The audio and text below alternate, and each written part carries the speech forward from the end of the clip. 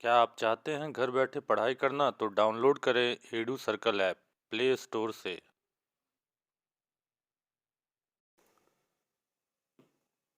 इस वीडियो में हम लोग सीखेंगे कि डायोड हम लोग किसको कहते हैं और किस प्रकार से डायोड हमारा काम करता है, उसके बारे में हम लोग सीखेंगे। तो यह डायोड जो हमारा एलिमेंट है, यह पहला हमारा बेसिक इलेक्ट्रॉनिक एलिमेंट है। इसको हम लोग एज ए स्विच भी हम लोग यूज करते हैं। इसका इस्तेमाल इलेक्ट्रॉनिक्स में काफ़ी जगह पर होता है। AC टू DC कन्वर्सन में भी हम लोग इसका इस्तेमाल करते हैं एज ए रेक्टिफायर।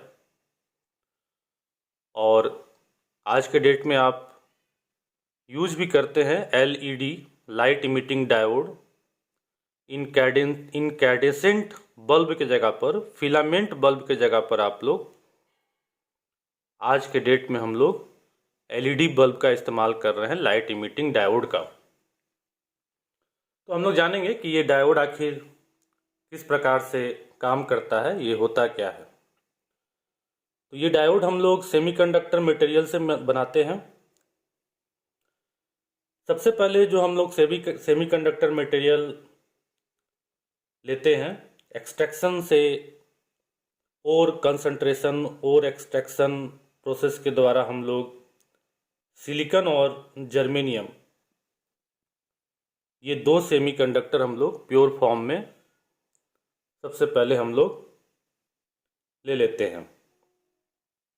जब यह सेमीकंडक्टर प्योर फॉर्म में होता है तो हम लोग इसको इंट्रिंसिक सेमीकंडक्टर कहते हैं।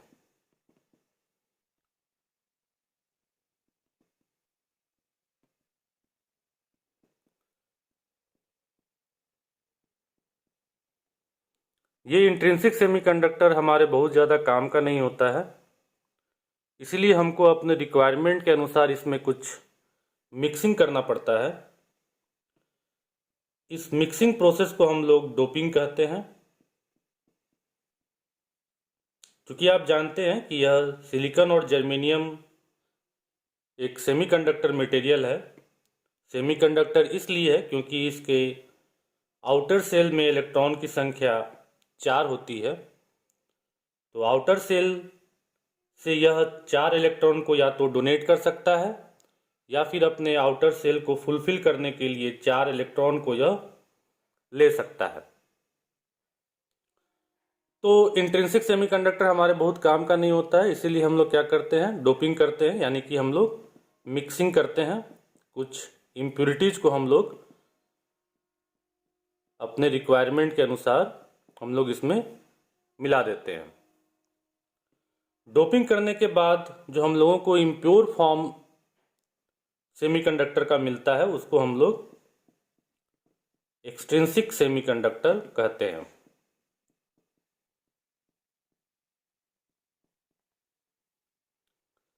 हम लोग जो इसमें इम्प्योरिटीज मिला रहे हैं, दो तरह का इम्प्योरिटीज हम लोग मिलाते हैं।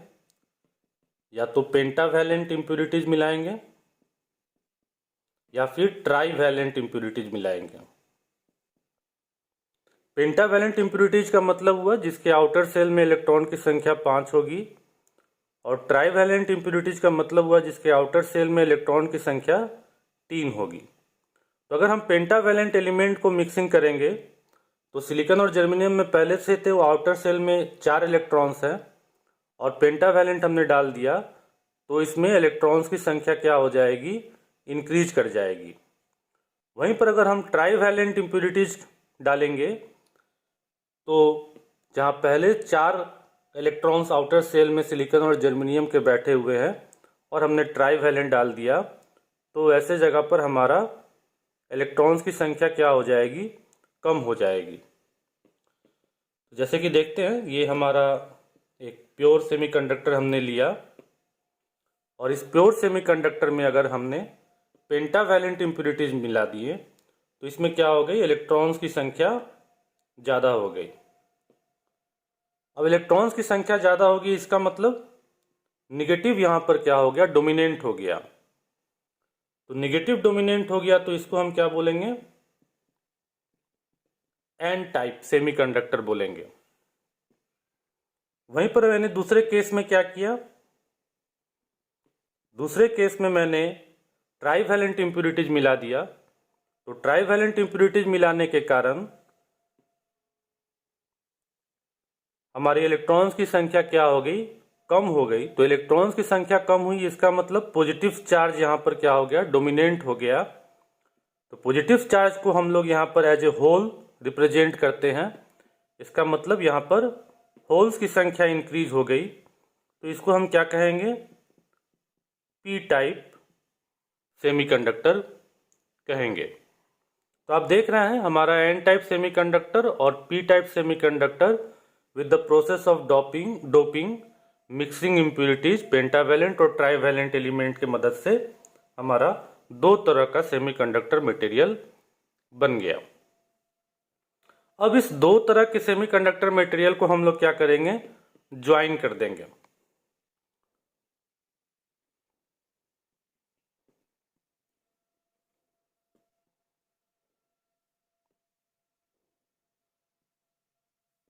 तो इधर हमारा एन टाइप है और इधर हमारा पी टाइप है। इधर एन टाइप है, इसका मतलब इधर इलेक्ट्रॉन्स की संख्या ज़्यादा है, डोमिनेंट में है निगेटिव चार्ज, और इधर होल्स की संख्या ज़्यादा है, पॉजिटिव चार्ज डोमिनेंट में है। ये चारों तरफ डोमिनेंट में है।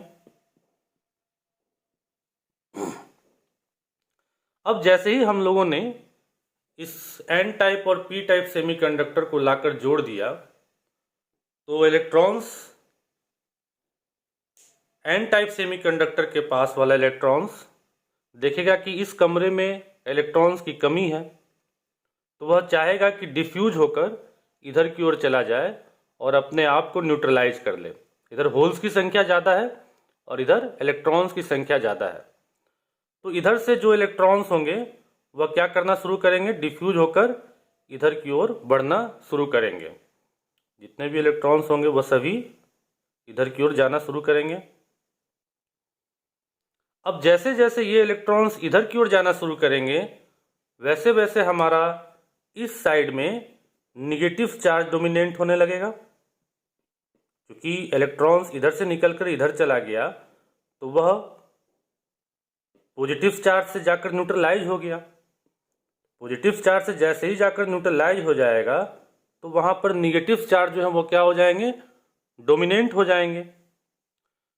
और जैसे जैसे इलेक्ट्रॉन्स इस जगह को छोड़कर जाएगा, वैसे वैसे यहाँ पर हमारे पॉजिटिव चार्ज डोमिनेंट होने लगेंगे।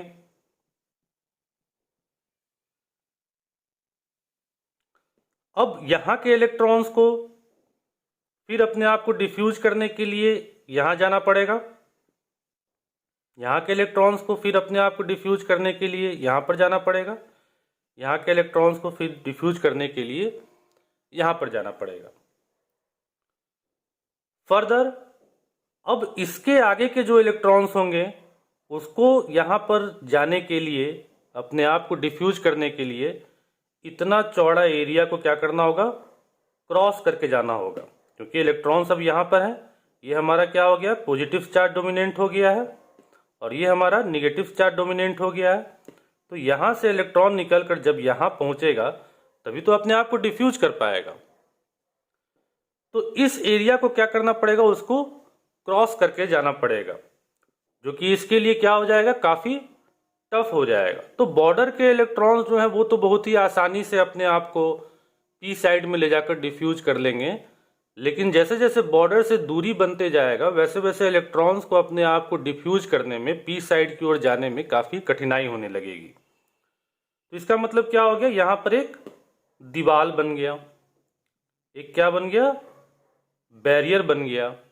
यह बैरियर एक पोटेंशियल क्रिएट कर लेगा, क्योंकि आप देख रहे हैं इस साइड में पॉजिटिव चार्ज डोमिनेंट हो गया है, इधर निगेटिव चार्ज डोमिनेंट हो गया है। तो एक पोटेंशियल वोल्टेज यहाँ पर बन जाएगा, जो कि किस प्रकार का, V0 नाम का पोटेंशियल यहाँ पर क्रिएट हो जाएगा। तो अब फर्दर कोई इलेक्ट्रॉन्स जो है वह इस बैरियर को नहीं क्रॉस कर पाएंगे। तो ये हमारा क्या बन गया, ये हमारा एक पीएन जंक्शन बन गया। और इसी पीएन जंक्शन को हम लोग क्या कह रहे हैं, डायोड कह रहे हैं, जिसको सिंबॉलिक रिप्रेजेंट करने के लिए, क्योंकि सर्किट में ये रिप्रेजेंटेशन तो हम लोग हमेशा नहीं दे पाएंगे, काफ़ी बड़ा हो जाएगा, तो इसको सिंबॉलिक रिप्रेजेंट करने के लिए हम लोग इस सिंबल का इस्तेमाल करेंगे। तो अब हम लोग क्या करेंगे, क्योंकि अब इसमें डिफ्यूजन होना बंद हो गया है, ये डायोड हमारा बनकर तैयार हो गया है। अब इसको हम लोग अपने अनुसार कंट्रोल करना चाहते हैं, इसको अपने अनुसार हम लोग यूज करना चाहते हैं। तो हम लोग क्या करेंगे, अब हम लोग इसके लिए बाइसिंग प्रोसेस की ओर जाएंगे। तो बाइसिंग प्रोसेस हम लोग किसको कहते हैं? बाइसिंग प्रोसेस हम लोग उसको कहते हैं जब हम लोग फोर्सफुली कोई काम कराना चाहते हैं, तो हम लोग बाइसिंग प्रोसेस में क्या कर रहे हैं, एक्सटर्नल डीसी सोर्स अप्लाई कर रहे हैं। तो देख लेते हैं क्या होगा एक्सटर्नल डीसी सोर्स को अप्लाई करते। तो मैंने पीएन जंक्शन पहले बना लेता हूं, इधर मेरा पी साइड हो गया और इधर मेरा एन साइड हो गया। और जैसे ही मैंने इसको जोड़ा वैसे ही यहाँ पर क्या हो गया, एक बैरियर क्रिएट हो गया, जहाँ पर यहाँ निगेटिव चार्ज डोमिनेंट हो गए, यहाँ पर पॉजिटिव चार्ज डोमिनेंट हो गए, क्योंकि इलेक्ट्रॉन्स जो है इधर एन साइड से निकलकर पी साइड की ओर चला गया है। तो जैसे जैसे जगह खाली किया वैसे वैसे यहाँ पर क्या हो गए हैं, पॉजिटिव चार्ज आ गए हैं, और जैसे जैसे इस जगह पर वह पहुँचते गया है वैसे वैसे यहाँ पर क्या हो गया, निगेटिव चार्ज हो गया। तो हम लोग क्या करने जा रहे हैं, इसका बाइसिंग करने जा रहे हैं। तो बाइसिंग प्रोसेस में हम बैटरी का इस्तेमाल करेंगे। तो अगर मैं पी साइड से बैटरी के पॉजिटिव टर्मिनल को अप्लाई कर दूं और एन साइड से मैं बैटरी के निगेटिव टर्मिनल को लगा दूं, कनेक्ट कर दूं, तो इसको हम लोग क्या कहेंगे, फॉरवर्ड बाइसिंग कहेंगे।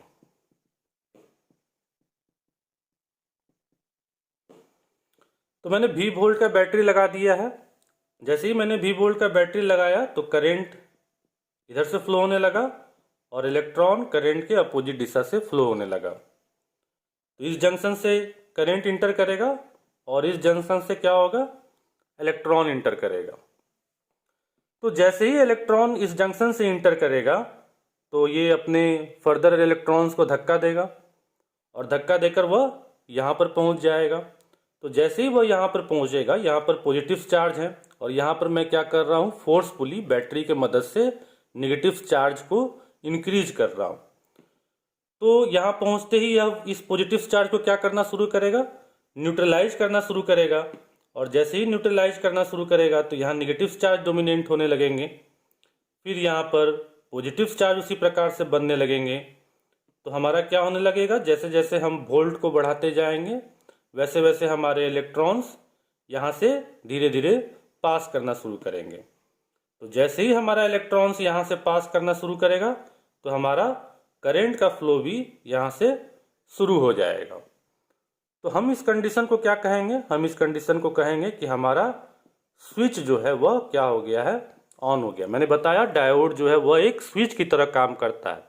तो स्विच क्या काम करता है, स्विच किसी सर्किट को ऑन और ऑफ करने में हमें मदद करता है, यानी कि सर्किट को मेक करता है और सर्किट को क्या करता है, ब्रेक करता है।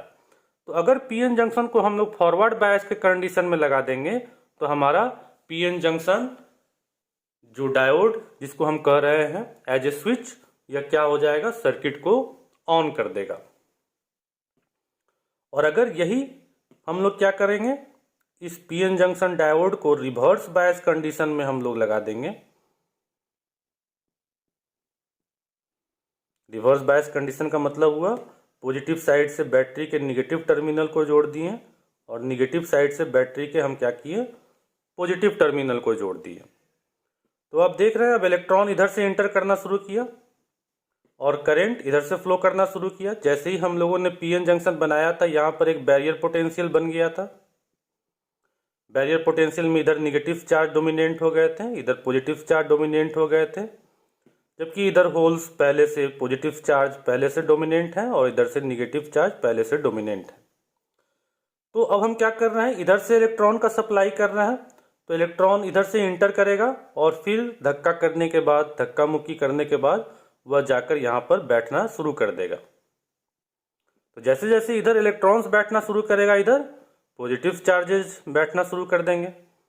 तो अब ये क्या हो जाएगा, हमारा ये जो बैरियर पोटेंशियल था वह क्या हो जाएगा, इंक्रीज कर जाएगा। पहले हमारा बैरियर इतना ही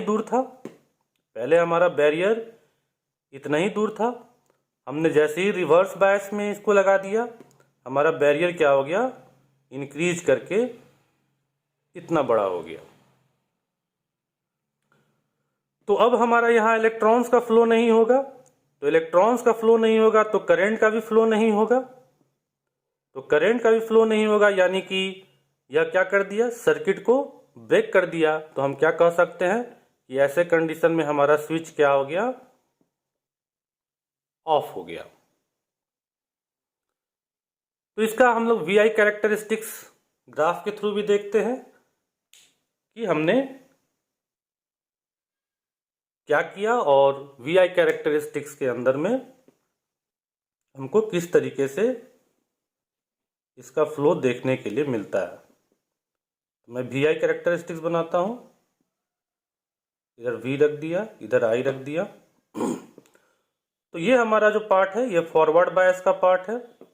जैसे जैसे हम लोग वोल्टेज को इंक्रीज किए फॉरवर्ड बायस के कंडीशन में, इस कंडीशन में हमारा करंट क्या हुआ, वैसे वैसे इंक्रीज करता गया। लेकिन रिवर्स बायस के कंडीशन में हम लोग क्या कर रहे हैं, वोल्टेज को इंक्रीज कर रहे हैं, फिर भी हमारा करंट जो है वह फ्लो नहीं कर रहा है। लेकिन किसी भी चीज को हम खींच रहे हैं, किसी भी चीज को हम बड़ा करने की कोशिश कर रहे हैं, तो उसे कितना हम बड़ा कर पाएंगे, हर एक चीज का एक लिमिट होता है। तो उसी तरीके से जब हम यहाँ बैरियर को खींच रहे हैं, बड़ा करने की कोशिश कर रहे हैं, बैरियर के हाइट को इंक्रीज करने की कोशिश कर रहे हैं जबरदस्ती भी बैटरी लगाकर, तो इसका भी कुछ लिमिट होगा। उस लिमिट के बाद यह क्या हो जाएगा, ब्रेक कर जाएगा। तो वैसे ही रिवर्स बायस के एक पोजीशन ऐसा आएगा जहां पर यह क्या हो जाएगा, रिवर्स बायस में हमारा जो डायोड है वह ब्रेक कर जाएगा। तो जैसे ही ब्रेक करेगा तो हमारा क्या होगा, यहाँ पर एबनॉर्मल करंट का फ्लो होने लगेगा। इसको हम लोग क्या कहेंगे, इसको हम लोग नी वोल्टेज कहेंगे।